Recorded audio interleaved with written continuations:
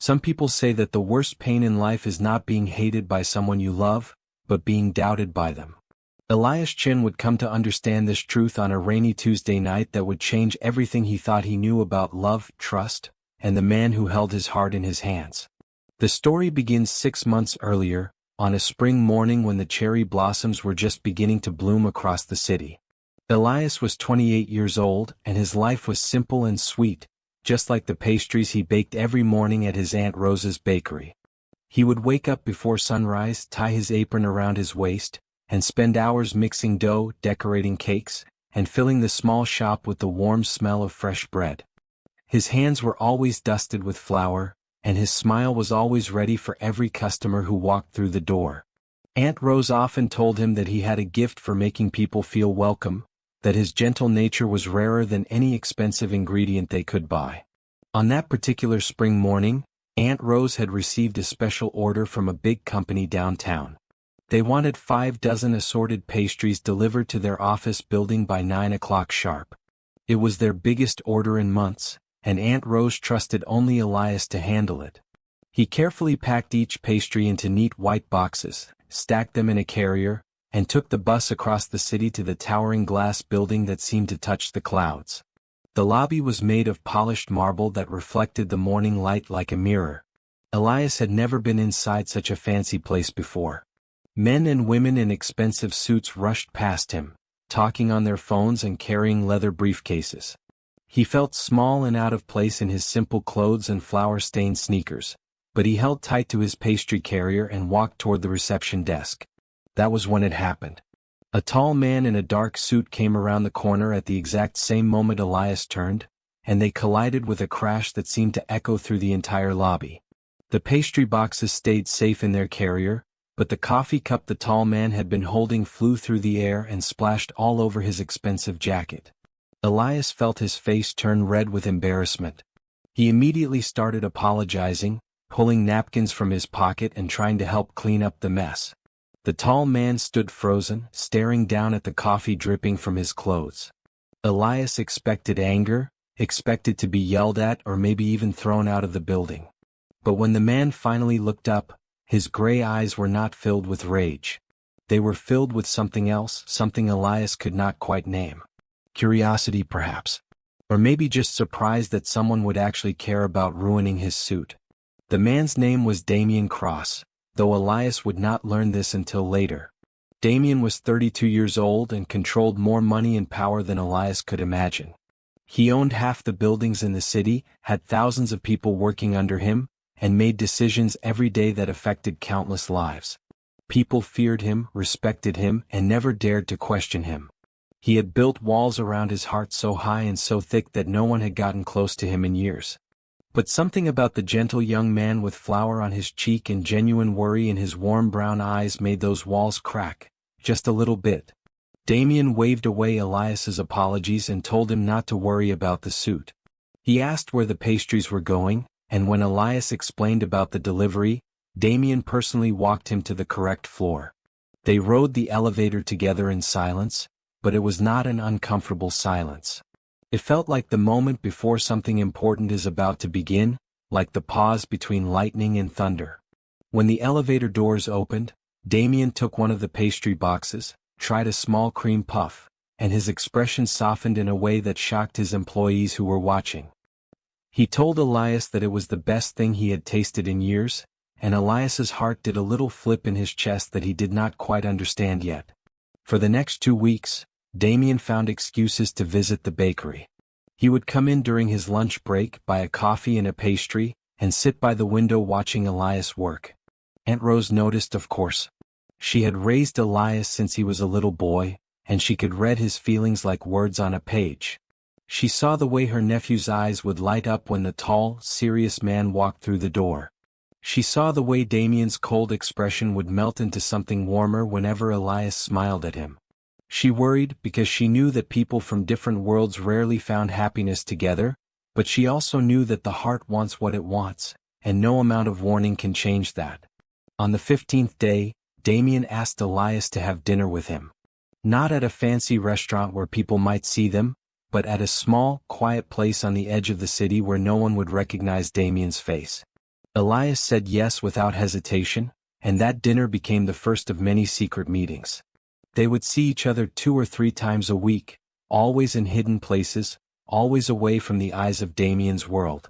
Damian explained that his life was dangerous, that he had enemies who would hurt anyone close to him, and that keeping their relationship secret was the only way to keep Elias safe. Elias believed him completely because love makes us want to believe, makes us ignore the small warning signs that our mind tries to show us. Those 6 months were the happiest of Elias's life. Damian was nothing like the cold, serious man everyone else saw. When they were alone, he would laugh at Elias's silly jokes, listen to stories about the bakery, and hold Elias's hand like it was something precious and fragile. He bought Elias a special phone, a second phone that only the two of them used to talk to each other. He said it was safer this way, more private. Elias did not question it. He was too busy falling deeper and deeper in love with every passing day. But Damian never took Elias to his real home. He never introduced him to his friends or his business partners. When Elias asked about meeting the people in Damian's life, Damian would kiss his forehead and say soon, just not yet, it is still too dangerous.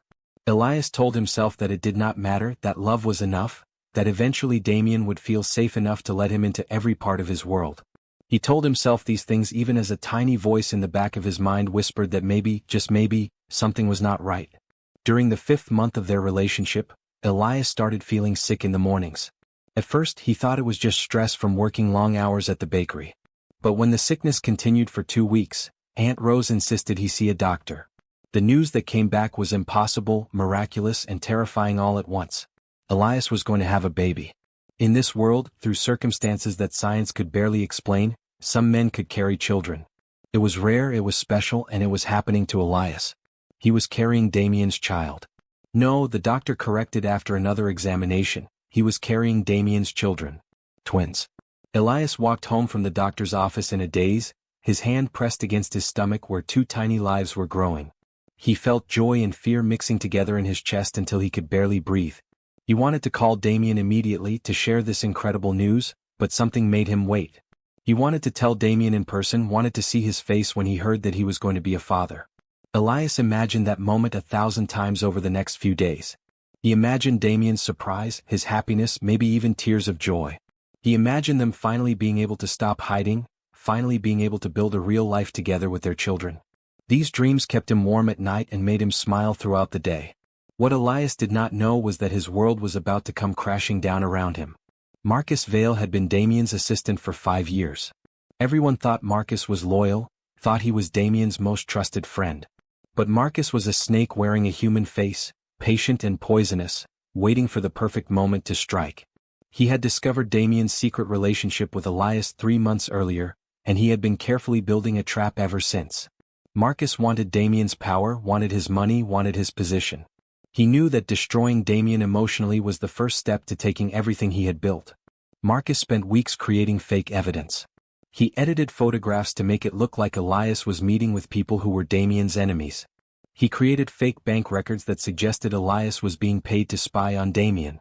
He built lie upon lie upon lie until he had a story that seemed believable, a story that would feed into Damian's deepest fears about trusting people. Then Marcus waited for the right moment, the moment when his poison would hurt the most. That moment came on a rainy Tuesday evening. Marcus walked into Damian's office with a folder full of fake evidence and a concerned expression on his face. He told Damian that he had discovered something terrible, something that would break his heart but that he needed to know. He showed Damian the edited photographs, the fake records, the manufactured proof that Elias was not who he claimed to be. He told Damian that Elias was a spy, that everything between them had been a lie, that Elias was only pretending to love him to steal his secrets and his money.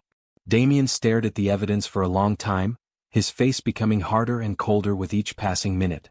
Marcus watched with hidden satisfaction as doubt and anger filled Damian's eyes. The truth was that Damian had been hurt before years ago by someone he trusted. That old wound had never fully healed, and it made him quick to believe the worst about people. His love for Elias was real, but his fear of being betrayed again was stronger. He did not stop to question the evidence. He did not call Elias to ask for an explanation. He simply decided that Marcus was telling the truth, and his heart turned to ice. Damian picked up the special phone he used to talk to Elias and sent a single message telling him to meet at their usual spot in 1 hour. Elias received the message while he was closing up the bakery. His heart jumped with excitement because he had been waiting for the right moment to tell Damian about the babies, and tonight felt perfect. He put on his coat, kissed Aunt Rose goodbye, and walked through the rain to the small park where he and Damian often met in secret. Damian was already there, standing under a streetlight with rain dripping from his dark hair. Something about his posture made Elias slow down, made his excitement turn into worry. When he got close enough to see Damian's face, his blood ran cold. Those gray eyes that usually looked at him with warmth were now filled with ice and anger. Elias reached out to touch Damian's hand, but Damian pulled away like Elias's touch would burn him. The words that came out of Damian's mouth were like knives cutting into Elias's heart. Damian called him a liar, a spy, a fake. He said that Elias had never loved him, that everything between them had been pretend, that Elias was only interested in his money and his secrets. Elias tried to speak, tried to defend himself, tried to ask what was happening, but Damian would not let him say a single word. Every time Elias opened his mouth, Damian cut him off with another accusation, another piece of fake evidence that Marcus had created. Elias felt his world spinning out of control. Nothing Damian was saying made sense. He had never met those people in the photographs, had never taken any money, had never lied about his feelings. He loved Damian with his whole heart, and now that love was being thrown back in his face like it meant nothing. Tears streamed down Elias's cheeks, mixing with the rain, and he tried one more time to make Damian listen, tried to tell him about the babies growing inside him, about the family they could have together. But Damian had already made up his mind. He reached into his jacket and pulled out an envelope thick with cash. He threw it at Elias's feet, and the money scattered across the wet ground like garbage. He told Elias that this was what he really wanted, that he should take it and disappear, that he never wanted to see Elias's face again. Then Damian pulled out his phone right there in front of Elias and blocked his number, cutting off their only private way of communicating. The message was clear and cruel. Elias was nothing to him now, less than nothing, not even worth a conversation. Elias stood in the rain watching Damian walk away, his hand pressed against his stomach where their children were growing, his heart shattered into so many pieces he did not know if it could ever be whole again. He did not pick up the money from the ground. He just turned and walked in the opposite direction, sobbing so hard he could barely see where he was going. Behind him, the cash slowly got soaked by the rain and blown away by the wind, worthless paper that could never fix what had just been broken. They say that when a heart breaks, it makes no sound, but Elias Chin learned that this was not entirely true. A breaking heart sounds like rain hitting windows at 3 in the morning, like tears falling onto pillowcases that will never quite dry, like the silence that fills a room when someone asks if you are okay and you cannot find the strength to lie. 4 weeks after that terrible night in the rain, Elias's heart broke over and over again, each time finding new ways to hurt, new depths of pain that he did not know existed. Aunt Rose found him on her doorstep that night, soaked to the bone and shaking so hard his teeth chattered.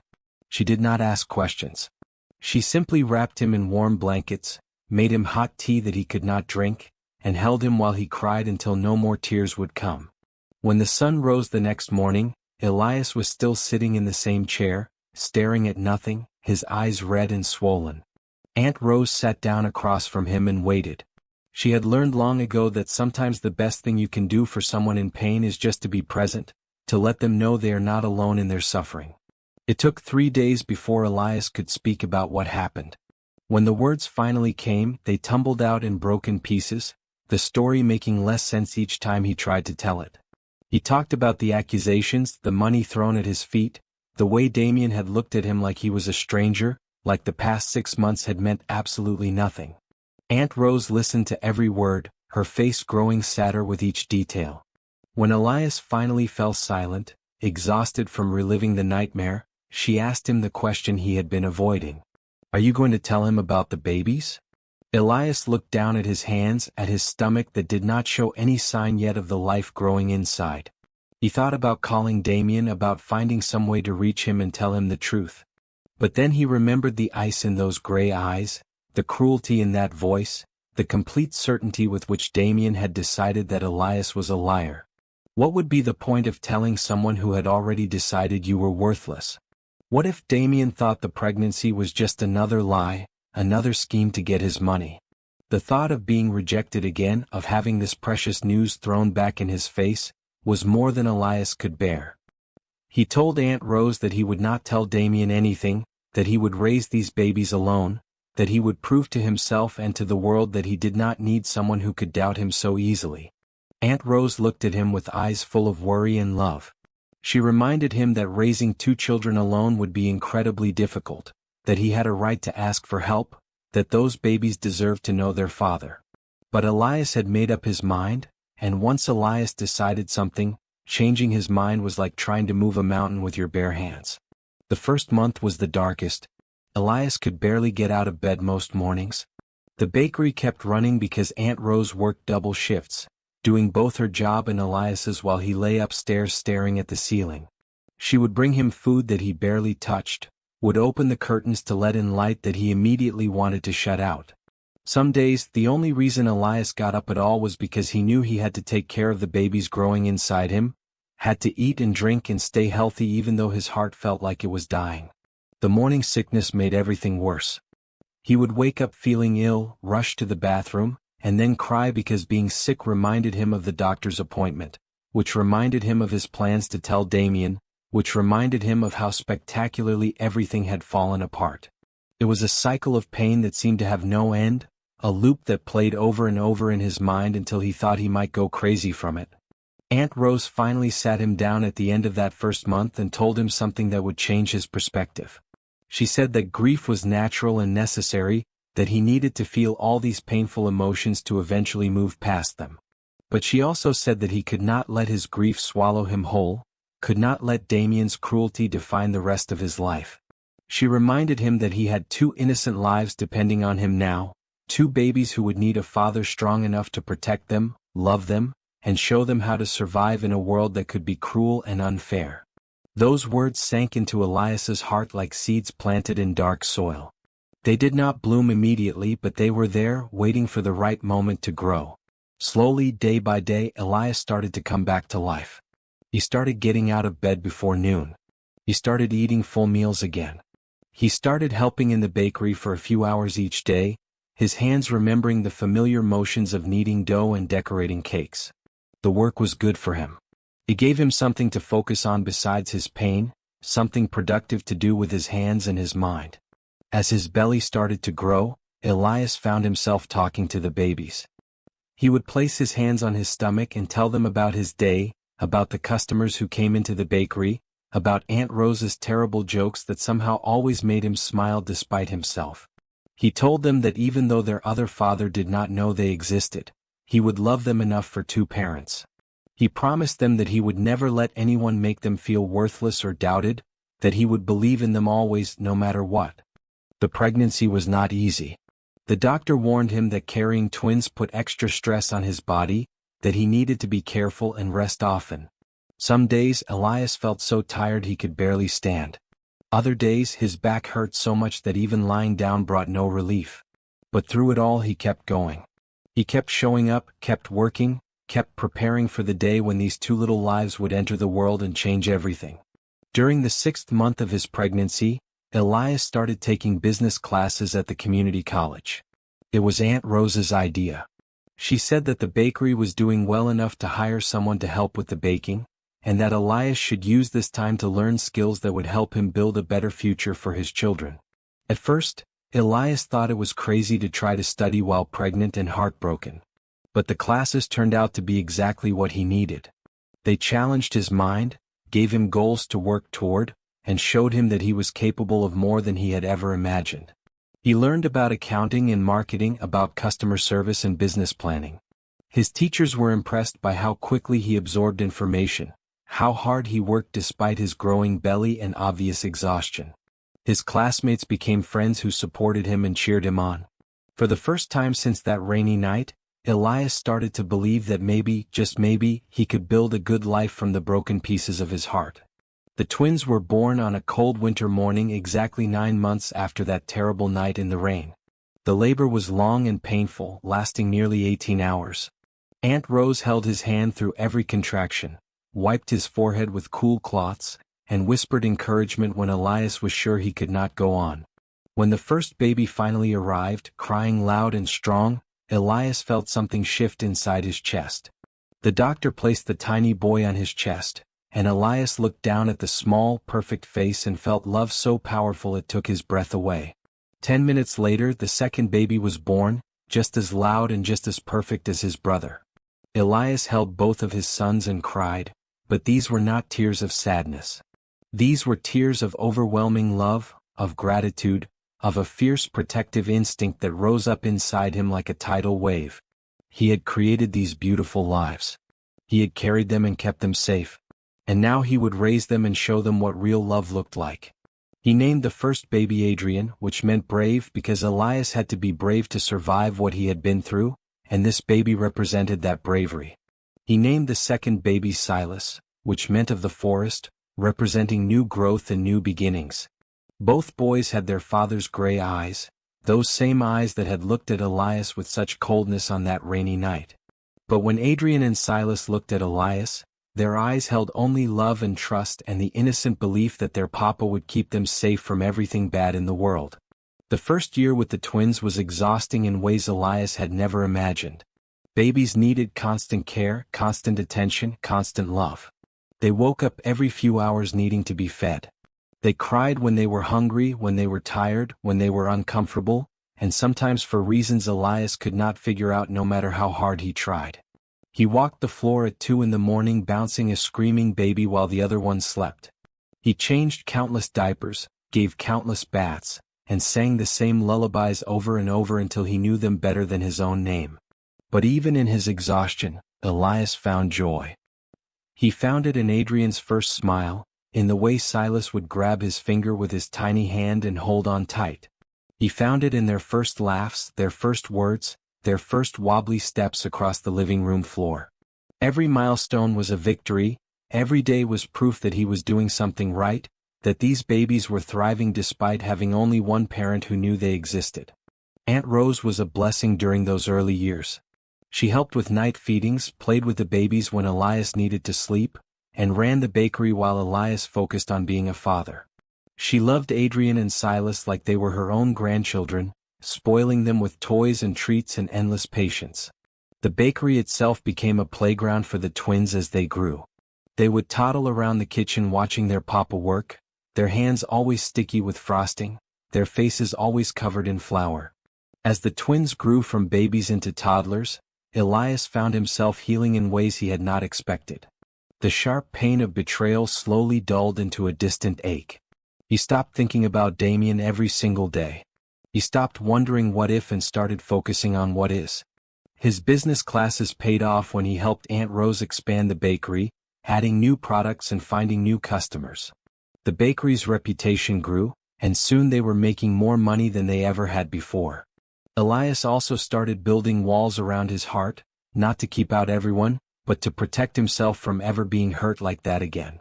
He was friendly with customers and kind to neighbors, but he never let anyone get too close. He went on a few dates over the years, but always found reasons to end things before they got serious. Trust, he learned, was not something that came back easily once it had been shattered. He told himself that he did not need romance, that he had his sons and his aunt and his business, and that was enough. By the time the twins turned 3, they were bright, curious, energetic boys who filled every room with noise and laughter. Adrian was the brave one, always climbing too high and jumping off things that made Elias's heart stop. Silas was the gentle one, preferring to sit and look at picture books or help Aunt Rose water the plants outside the bakery. They were different in personality but completely devoted to each other, always holding hands, always looking out for one another. Elias taught them about kindness and respect. He taught them that lying was wrong and that keeping your word mattered. He taught them that people should be judged by their actions, not their promises. He never spoke badly about their other father, even though the twins sometimes asked why they did not have a daddy like other kids did. Elias would simply tell them that their family was different but just as full of love, that having one parent who loved them with his whole heart was better than having 2 parents who did not care. Meanwhile, in a different part of the city, Damian Cross was learning that success and money could not fill the empty space in his heart. His business had started declining about 6 months after he cut Elias out of his life. At first it was small things. A deal would fall through at the last minute, or a shipment would arrive late, or a trusted partner would suddenly back out of an agreement. Damian chalked it up to bad luck and worked harder, put in longer hours, made more aggressive business moves. But the problems kept getting worse. Money was disappearing from accounts in ways that the accountants could not quite explain. Contracts were being broken, and Damian's reputation was suffering. People who used to respect him now whispered behind his back. His competitors were gaining ground, taking clients and opportunities that should have been his. Damian could not understand what was happening. He had built his empire on careful planning and smart decisions, but now everything seemed to be falling apart no matter what he did. What Damian did not know was that Marcus Vale was behind all of it. Marcus had been slowly stealing from the company, making secret deals with competitors, and sabotaging projects from the inside. He was careful and patient, taking only a little bit at a time so that no one would notice. He had been doing this ever since the night he convinced Damian to throw away Elias, and he was getting closer and closer to his ultimate goal of taking over everything Damian had built. But Marcus was not just stealing money. He was also poisoning Damian's mind, constantly feeding him information designed to make him paranoid and isolated.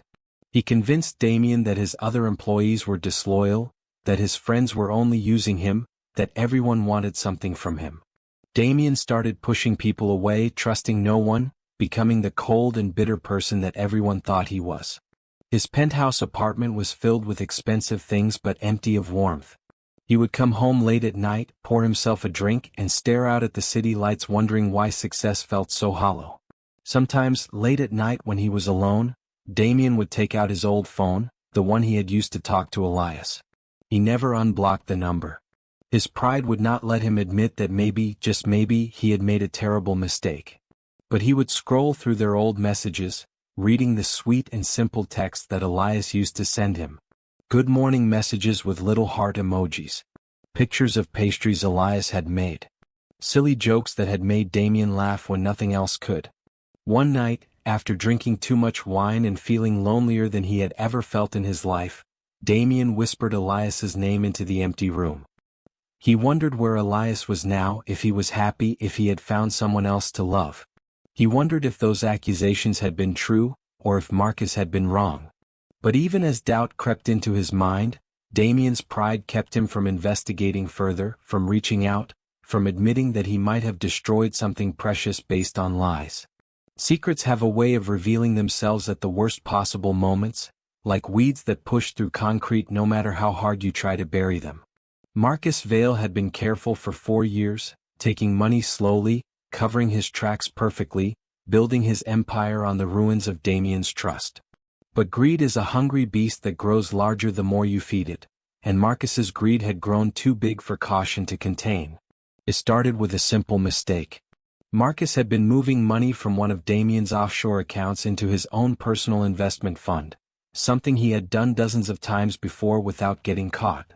But this time he got sloppy. He transferred too much money too quickly, and the sudden movement triggered an automatic alert in the security system. The alert went directly to Damian's personal email, bypassing Marcus completely. Damian was sitting in his office late on a Thursday night when he saw the notification. At first he thought it was a system error. There was no reason for that much money to move without his approval. He started digging into the records, following the digital trail with growing confusion that slowly turned into cold rage. The money had been moved by someone with executive access, someone who knew all the passwords and security codes, someone Damian trusted completely. It took him 3 hours of searching through files and records before he finally had to face the impossible truth. Marcus had been stealing from him for years. But the theft was just the beginning. Once Damian started pulling on that thread, the entire tapestry of lies began to unravel. He found other transfers, other suspicious transactions, other signs that Marcus had been working against him for a very long time. He hired a private investigator that same night, someone outside his company who could dig without Marcus knowing. What the investigator found over the next 2 weeks made Damian physically sick. The investigator brought evidence that Marcus had been sabotaging business deals, leaking confidential information to competitors, and systematically destroying Damian's company from the inside. But the worst discovery came in a plain manila envelope that the investigator handed to Damian with an apologetic expression.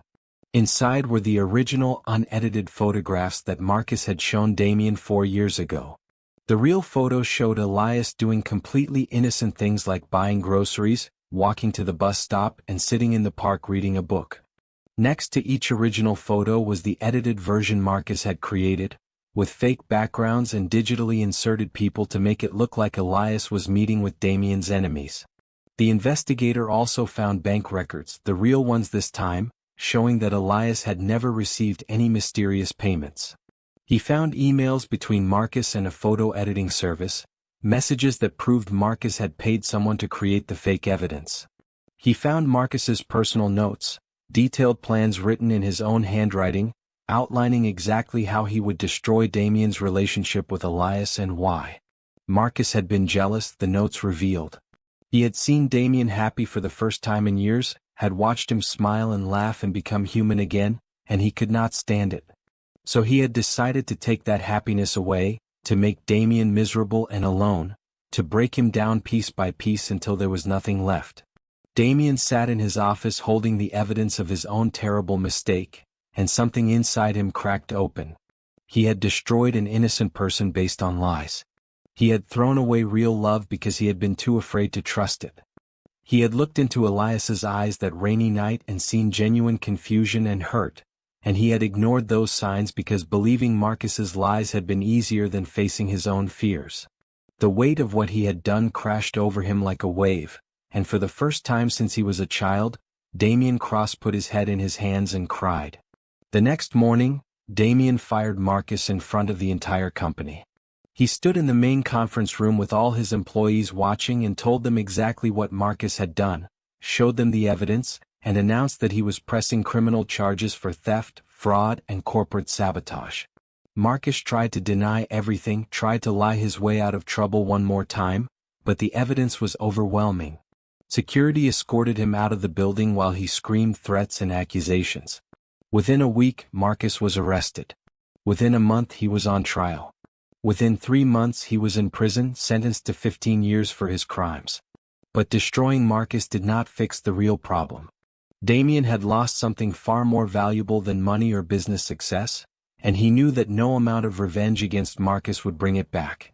He needed to find Elias, needed to apologize, needed to somehow make things right even though he knew that might be impossible. He hired the same investigator to search for Elias Chin, gave him every piece of information he had and waited anxiously for news. The investigator came back 2 weeks later with frustrating information. Elias had changed his name slightly, just enough to make him hard to find in official records. He had moved to a different neighborhood across the city. The bakery was still running, now under Aunt Rose's full ownership, but Elias no longer worked there every day. The investigator had an address, a few recent photographs taken from a distance, but he warned Damian that just showing up might not be the best approach after 4 years of silence.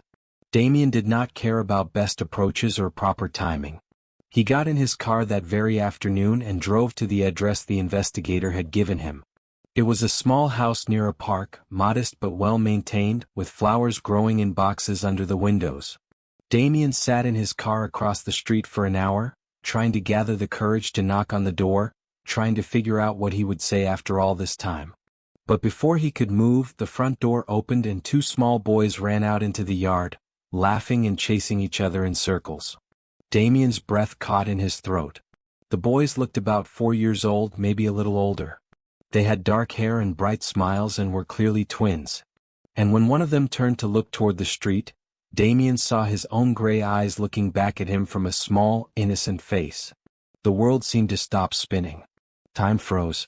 Everything Damian thought he understood about the past 4 years shattered and reformed into a new, terrible picture. Before Damian could process what he was seeing, Elias came out the front door calling for the boys. He looked different than Damian remembered. He was a bit thinner, and his face had lost some of its softness, replaced by a quiet strength that had not been there before. He was telling the boys to be careful, to not run too close to the street, his voice full of love and gentle authority. Then one of the twins pointed toward Damian's car, said something Damian could not hear, and Elias looked up. Their eyes met across the distance, and Damian watched Elias's face go pale, watched his whole body go rigid with shock. For a moment, neither of them moved. They just stared at each other across a distance that was so much more than physical space. 4 years of pain and anger and regret stretched between them like an invisible wall. Then Elias's expression changed from shock to something cold and hard. He called the boys to him, put his hands on their shoulders protectively, and stared at Damian with a look that clearly said stay away. Then he turned and walked his children back into the house, closing the door firmly behind them. Damian sat in his car shaking, his mind racing with questions and realizations and crushing guilt. Those boys were his. They had to be. The timing was right, the eyes were unmistakable, and the look on Elias's face had confirmed everything without a single word being spoken. Elias had been pregnant that night in the rain. He had been trying to tell Damian something important, and Damian had cut him off, had thrown money at him, had blocked his number and walked away. Elias had been carrying Damian's children, and Damian had called him a liar and thrown him away like garbage. The magnitude of what he had done hit Damian so hard he thought he might pass out. He had not just destroyed a relationship. He had abandoned his own children before they were even born. He had left Elias to face pregnancy and parenthood completely alone. He had missed everything, every moment, every milestone. His sons were 4 years old and he did not even know their names. Damian tried to approach the house, but before he could get out of his car, Elias opened the door again and stood on the porch with his arms crossed. Even from a distance, his message was clear. Leave now or I will call the police. Damian started his car and drove away, but he did not go far. He parked a few blocks away and sat there for hours, trying to figure out what to do, how to fix something that seemed completely unfixable. The next day, Damian showed up at Aunt Rose's bakery. The old woman was behind the counter, and when she saw him walk in, her friendly expression turned to ice. She told him that Elias did not want to see him, that he had caused enough pain, that he should leave and never come back. Damian tried to explain about Marcus, about the lies, about how he had been tricked. Aunt Rose listened with her arms crossed, and when he finished, she said something that cut him deeper than any insult could have. She told him that it did not matter if he had been tricked. What mattered was that he had been so quick to believe the worst, so ready to throw away something precious without even asking questions. She told him that Elias had tried to speak that night, had tried to tell him something important, and Damian had refused to listen. Some mistakes, she said, were too big to forgive. But Damian could not accept that. He had spent 4 years being miserable and alone, and now he knew why. He had thrown away his family, the only people who could have made his life mean something. He was not going to make the same mistake twice. He started showing up at the park where he had first seen the twins. He would sit on a bench far enough away to not be threatening but close enough to watch. He saw Elias bring the boys there almost every afternoon. He watched them play on the swings and the slides. He watched Elias push them gently, catch them at the bottom of the slide, tie their shoes when the laces came undone. After a week of this, one of the twins noticed him. The boy walked over, curious and fearless in the way only young children can be, and asked Damian why he was always sitting alone. Damian's heart nearly stopped. Up close, the resemblance was even more striking. This boy had his eyes, his nose, even the way his hair fell across his forehead. Damian introduced himself and asked the boy's name. The child said his name was Adrian and his brother was Silas, and they were 4.5 years old, and did Damian want to see the cool stick he had found? Before Damian could respond, Elias was there, pulling Adrian back with gentle but firm hands. He told Adrian not to talk to strangers, and Adrian protested that the man did not seem strange, he seemed sad. Elias's eyes met Damian's, and the pain and anger in them made Damian want to disappear. Elias told his son that some people were sad because of their own choices, and that was not Adrian's problem to fix. Then he took both boys by the hand and led them away, not looking back even once. But Damian did not give up. He started leaving small gifts at Elias's door. Not expensive things that would seem like he was trying to buy forgiveness, but thoughtful things. A book that Adrian had mentioned wanting while they talked at the park.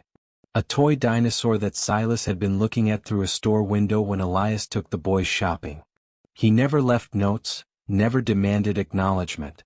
He just wanted them to know that someone was paying attention, that someone cared. After 2 months of this, Elias finally confronted him. He came to the park alone one evening after the boys were in bed and sat down on the bench next to Damian. For a long time neither of them spoke. Then Elias said in a voice that shook with controlled emotion that Damian needed to stop. He said that the boys were asking questions, that Adrian wanted to know why the sad man kept leaving them presents, that Silas had started drawing pictures of a person who might be Damian. He said that Damian had no right to disrupt their lives after 4 years of absence. Damian finally found his voice and told Elias everything. He explained about Marcus, about the fake evidence, about how he had been manipulated and lied to. He showed Elias the real photographs, the investigator's report, the proof that everything Marcus had said was a lie. He apologized over and over, his words tumbling out in a desperate rush. He said that he knew he had made a terrible mistake, that he should have trusted Elias, that he should have listened that night instead of letting his fear control him. Elias listened to all of it without interrupting. When Damian finally ran out of words, Elias was quiet for a long moment. Then he said something that made Damian's heart sink. He said that even if everything about Marcus was true, it did not change the fundamental problem. Damian had not trusted him. Damian had been so quick to believe the worst, so ready to throw him away without a conversation. And trust, once broken that completely, could not be fixed with apologies and explanations. Damian felt tears running down his face, something he had not allowed himself to do in public since he was a child. He told Elias that he understood, that he knew he did not deserve forgiveness. But he begged for a chance to know his sons, to be part of their lives in whatever way Elias would allow. He said he was not asking to be let back into Elias's heart, just asking to not be completely cut off from his own children. Elias stood up and for a moment, Damian thought he was going to walk away forever. But instead, Elias said something that gave Damian the smallest spark of hope. He said that the boys deserved to know their father, that it was not fair to punish them for what had happened between the adults. He said that Damian could visit them, supervised at first, and see where things went from there. But he made it clear that this was for the boys, not for Damian, and not for any possibility of romance. That door, he said firmly, was closed and locked and would never open again. Damian agreed to everything immediately. He would take whatever Elias was willing to give. The next week he had his first official visit with Adrian and Silas. They met at a playground, with Elias sitting on a nearby bench watching carefully. Damian was so nervous he could barely speak. But the boys were curious and open, full of questions about who he was and why he wanted to spend time with them. Damian told them carefully that he was their father, that he had not known about them for a long time but that he wanted to be part of their lives now if that was okay with them. Adrian, the brave one, asked if that meant they finally had a daddy like other kids. The question broke something in Damian's heart. He told them yes, if they wanted him to be their daddy he would very much like that. Silas, the gentle one, asked if that meant Damian would come to their school play next week. Damian promised he would be there, front row, no matter what else was happening in his life. Over the following months, Damian proved himself through actions rather than words. He showed up for every school event, every playground visit, every birthday celebration. He learned how Adrian loved to climb and explore while Silas preferred quiet activities like drawing and reading. He learned their favorite foods, their fears, their dreams. He was patient when they had tantrums, gentle when they were sad, present for every moment he was allowed to be. Elias watched all of this carefully, his walls still firmly in place. He was polite to Damian but distant, allowing the visits but never encouraging anything more.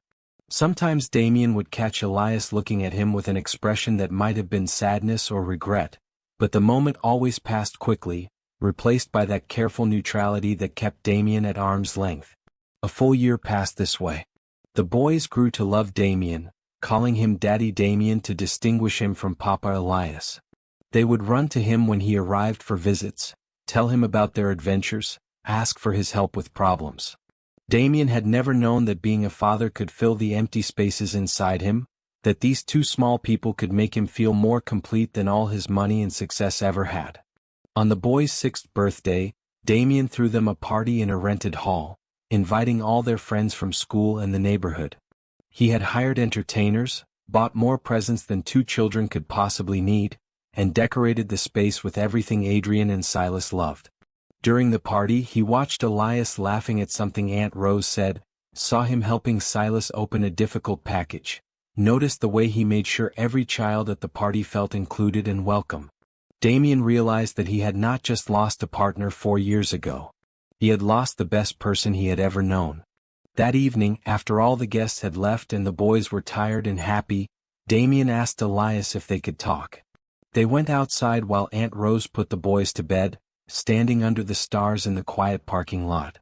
Damian told Elias that he had spent the past year proving himself as a father, and he hoped that Elias could see that he had changed. He said that he understood why Elias could not forgive him, but he wanted Elias to know that he regretted what he had done every single day of his life. Elias was quiet for a long time, looking up at the stars instead of at Damian. When he finally spoke, his voice was soft and tired. He said that he had forgiven Damian months ago, not because Damian deserved it but because carrying that much anger was exhausting and he had decided to let it go. But forgiveness did not mean forgetting, and it did not mean opening his heart to be hurt again. He said he was glad that Damian was a good father to their sons, truly glad, but that was all they could ever be to each other now. Damian felt his last hope crumbling, but he accepted it with as much grace as he could manage. He told Elias that he understood, that he would respect those boundaries, that being allowed to know his sons was more than he deserved anyway. They stood there in comfortable silence for a while, and then Elias said something unexpected. He said that maybe someday when enough time had passed they could try to be friends. Not lovers, not partners, but friends who co-parented their children and wanted the best for each other. It was not what Damian wanted, but it was something. It was better than the cold distance they had been maintaining. He agreed, and they shook hands like people making a business deal, sealing a new kind of relationship built on mutual respect and shared love for their children rather than romance. 2 more years passed. Damian became a constant presence in the boys' lives, sharing custody with Elias, showing up for every important moment. He and Elias developed an easy partnership, communicating about schedules and school issues and parenting decisions. They had dinners together as a family, took the boys on outings together, even celebrated holidays as a unit. To the outside world they probably looked like a normal family. But Damian knew the truth. He saw the way Elias was friendly but never intimate, warm but never vulnerable. The walls were still there, just hidden better now. Then one rainy evening 8 years after that first terrible night, something changed. Damian had come to pick up the boys for his weekend with them, but they were not quite ready yet. Elias invited him in to wait, offering tea like he always did. They sat in Elias's small kitchen making small talk about the boys' recent achievements at school, the comfortable conversation of 2 people who knew each other well but not deeply. Then Adrian ran in upset because he had lost a toy that was special to him. Elias comforted him, helped him retrace his steps, and found the toy under the couch. Watching Elias with their son, seeing his patience and gentleness and unconditional love, Damian felt something break open in his chest. He realized that he had never stopped loving Elias, not even for a day, not even when he thought he hated him. And he realized that spending the rest of his life this close but this far away might actually destroy him. When the boys went back to packing their overnight bags, Damian found himself speaking before he could stop himself.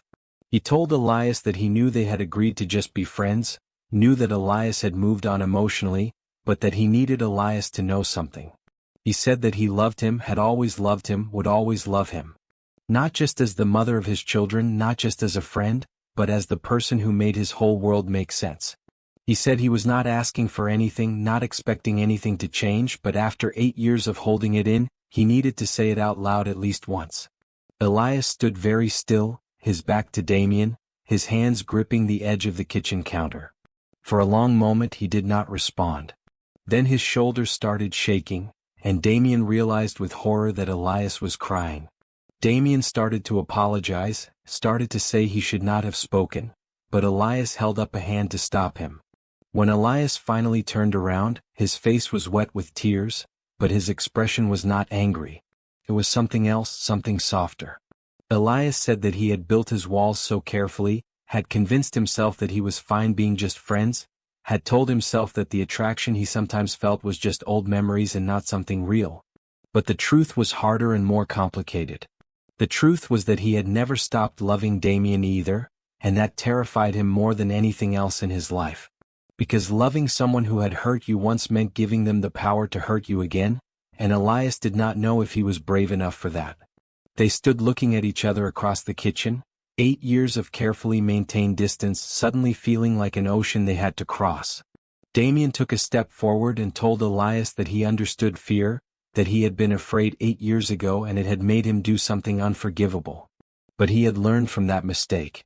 He had learned that fear was not a good reason to walk away from something precious. He had learned that trust was something you chose to give, knowing it might be broken because the alternative was living half a life. Elias wiped his eyes and asked how he could ever trust Damian again after what happened. Damian said honestly that he could not promise to never make mistakes, could not promise to always get everything right. But he could promise that he would never again let fear or doubt or someone else's lies come between them. He could promise to always listen, always ask questions, always give Elias the chance to explain before making judgments. He could promise that he had spent 8 years learning how to be the kind of man who deserved a second chance. The boys came back into the room then with their bags packed, chattering about the weekend ahead. They stopped when they saw both their parents crying, concern crossing their young faces. Elias knelt down and hugged them both, telling them that sometimes grown-ups cried when they were happy, not just when they were sad. Adrian asked if that meant Papa was happy, and Elias looked at Damian over their heads and said yes, he thought maybe he was starting to be. That night, after Damian left with the boys for the weekend, Elias sat with Aunt Rose and told her everything. She listened with the wisdom of someone who had lived a long time and seen many things. When he finished, she asked him a simple question. Did he want to spend the rest of his life protecting himself from pain, or did he want to risk pain for the chance at real happiness? Elias did not have an answer that night, but the question stayed with him. When Damian brought the boys back on Sunday, Elias asked if he wanted to stay for dinner. It was a small thing, but it felt significant. They cooked together while the boys played, moving around the kitchen with the ease of people who fit together naturally. After dinner, after the boys went to bed, they sat on the couch and talked for hours. Really talked about the past and the pain and the 8 years they had lost. They talked about fear and forgiveness, about trust and second chances, about whether broken things could ever be truly fixed or if they just became something new. Elias said that he was willing to try, but it had to be slow. He needed time to rebuild trust brick by brick, needed to prove to himself that opening his heart again was safe. Damian agreed to anything, willing to wait as long as it took, willing to earn his way back into Elias's life one day at a time. 6 months later they went on their first real date in 8 years.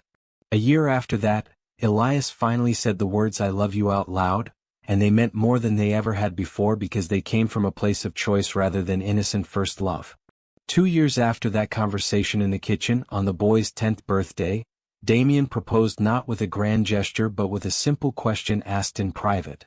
He asked if Elias would be willing to build a life together officially, to merge their separate homes into one family home, to stop being two separate people co-parenting and become true partners in every way.